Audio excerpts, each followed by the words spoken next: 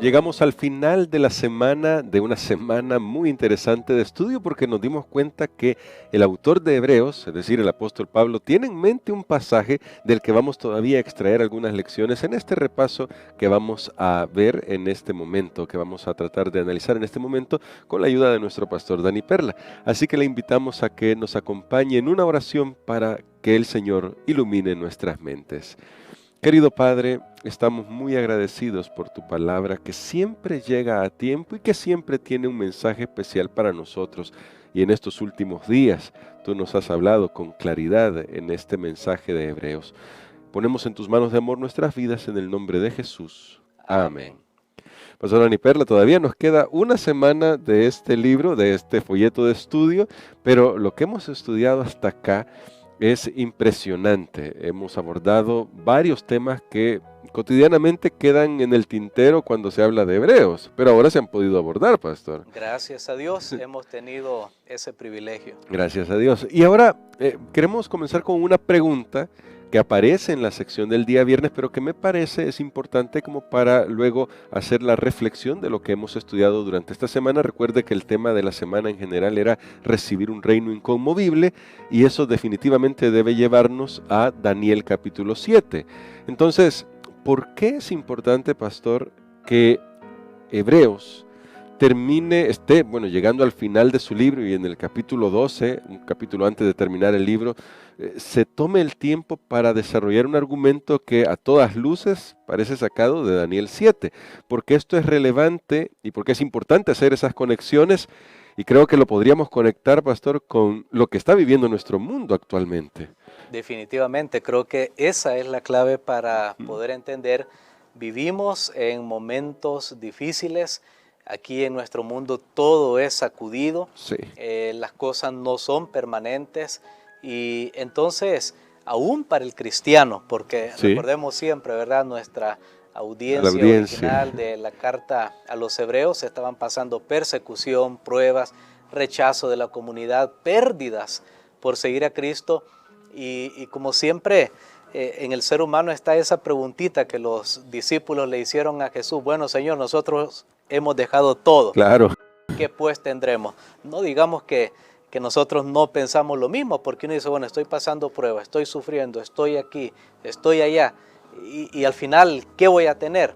Bueno, gracias a Dios, la carta a los hebreos nos dice, nos espera un reino inconmovible. Amén. No puede ser sacudido, no va a tener final, no hay fracaso, no hay derrotas.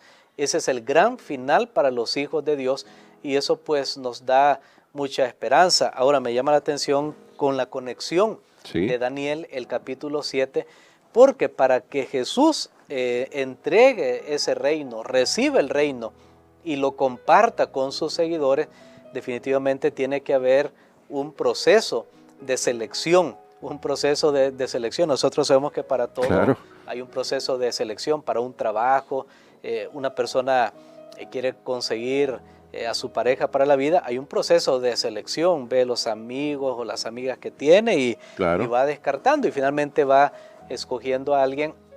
Ahora, lo que es interesante al usar Daniel 7 es que ahí el juicio, yo creo que ese es como un punto central en la lección de esta semana, que el juicio que se desarrolla es contra los poderes de este mundo, que hacen que las cosas también se sacudan como lo estamos viendo hoy, y el juicio es favorable para el pueblo de Dios. Amén. Así que no es un juicio del que hay que temer en un sentido de pánico, de pensar, bueno, voy a vivir inseguro de mi salvación. No, más bien es para que el cielo y la tierra puedan ser testigos de quién es el pueblo de Dios, que le obedece, que le ama y que va a ser un ciudadano del reino de los cielos. Y me gusta mucho eso que acaba de decir, pastor. A veces vivimos inseguros. ¿Y por qué es posible? Lo voy a plantear de esta manera. ¿Por qué es posible que incluso conociendo estas verdades todavía vivamos con temor delante del juicio? En el sentido de que yo haya escuchado incluso predicadores, recuerdo en mi niñez, a medida que fui creciendo, que había algunos predicadores que no digo que con mala intención, con buena intención tal vez decían, mire, si su nombre ya pasó por el juicio y usted no sabe si se salvó, se perdió, usted tiene que, no sé, le ponían a uno en su mente ese pavor de, ¿y si mi nombre ya pasó? ¿Y si yo me perdí? ¿Y qué estoy haciendo aquí? ¿Por qué es importante tener claridad en cuanto a qué significa el juicio a favor de los santos? Muy bien, yo creo que es importante porque se basa en lo que la carta a los hebreos ha establecido muy claramente, en nuestra garantía para que nosotros podamos ser salvos. Y se dice una y otra vez, es el sacrificio de Cristo, Amén. es la sangre de Cristo Jesús, es lo que Jesús ha hecho en virtud de sus méritos, lo que nos hace en realidad candidatos para ir al cielo. Creo que el juicio nos va a dar mucho temor si nosotros vemos solamente nuestra vida. Sí. Ahora, aquí no debe haber confusión tampoco, porque no debe ser que una persona diga, bueno, como el juicio, quien es mi representante, quien es mi garantía es Jesús, pues no importa cómo yo viva en la tierra. No, tampoco no es así. Porque definitivamente la persona que camina por fe, lo estudiamos recientemente, esa persona va a obedecer a Dios, esa persona va a ir cambiando, va a ir mejorando, va a tener defectos, errores, como toda esa lista.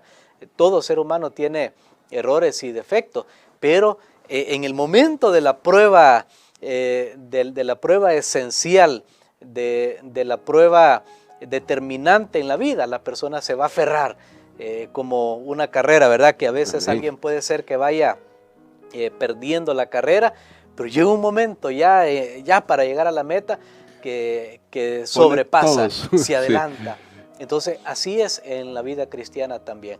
Creo que aunque nosotros somos probados ahora, cada prueba que viene a nuestra vida nos acerca más a lo que en realidad somos. Y este es un concepto que yo quiero compartir, que esta semana he estado pensando en esto, es que cada prueba de la vida lo que hace es revelar cada vez más quién soy yo. Entonces las pruebas que hay ahora nos revelan quiénes somos. ¿A usted le alegra lo que revelan las pruebas o no le alegra?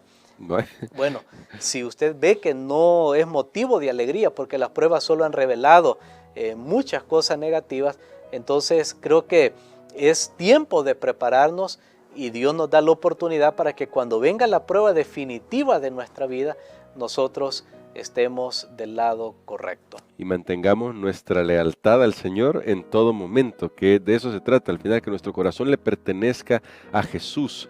Y ahora, pastor, en la lección también aprendimos que nosotros debemos tener gratitud, y me llamaba la atención porque el texto conectaba tengan gratitud, y casi al final de eso es porque Dios es fuego consumidor.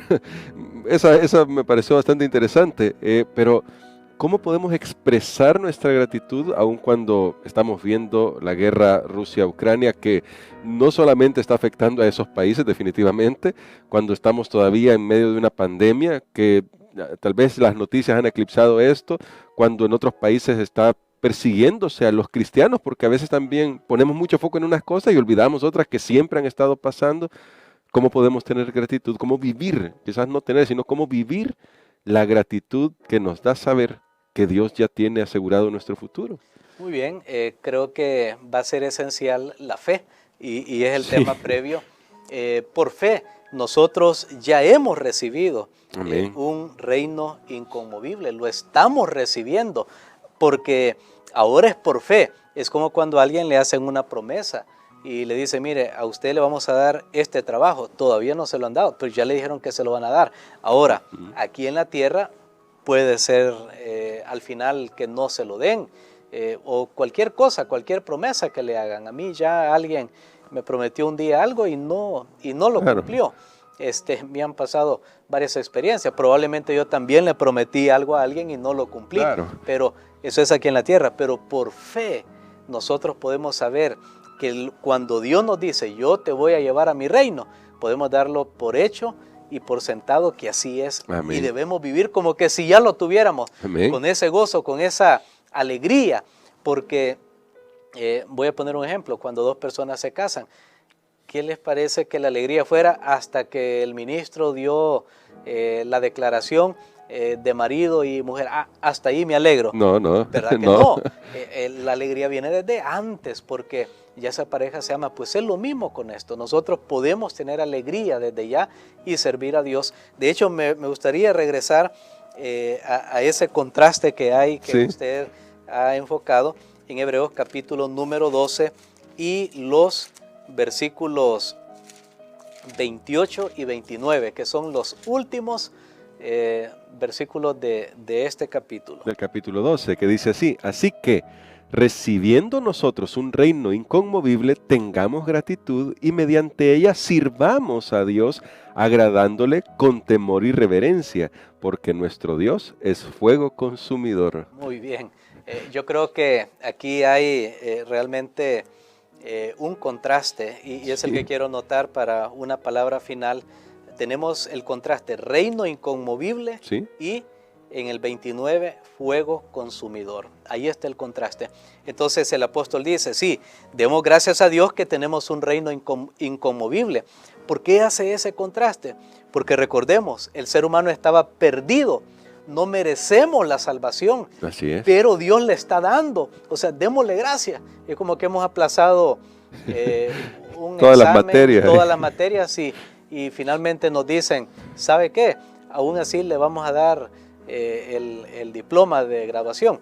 Claro, aquí en la tierra eso sería un caos, porque Sí. significa que no se ha aprendido, pero Dios tiene una manera de salvarnos y solo para poner una ilustración Claro. que no es perfecta, pero eso es lo que está sucediendo. Entonces, aquí tenemos dos opciones. Yo creo que eso es lo que debemos aprender.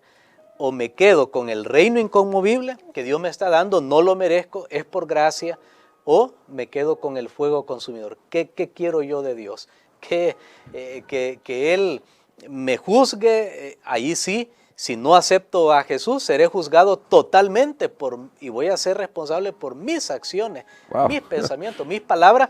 ¿Y qué me queda? Si Él es fuego consumidor y yo tengo pecado, ¿qué me queda? Destrucción. Entonces, o le doy gracias a Dios que le he encontrado una manera para salvarme, para justificarme, para perdonarme, para limpiarme, para empoderarme, para vivir una vida nueva. Así que yo resumo esta semana, o un reino o fuego. Bueno. ¿Cuál de los dos? Dependerá de nuestra elección. Y quizás como vamos a recordar ahora a Moisés, que acabamos de estudiar el libro de Deuteronomio, escoge pues la vida, dijo Moisés, y hoy se nos invita también a escoger la vida, escoger vivir con Jesús en ese reino inconmovible.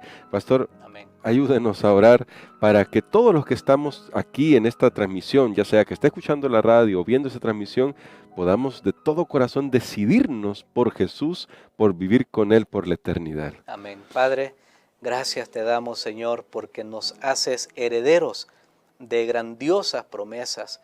Gracias por tu salvación a través de Jesucristo. Gracias, Señor, porque en un mundo en caos, en crisis, podemos saber que hay cosas que son permanentes, que son duraderas, que son estables, que son eternas.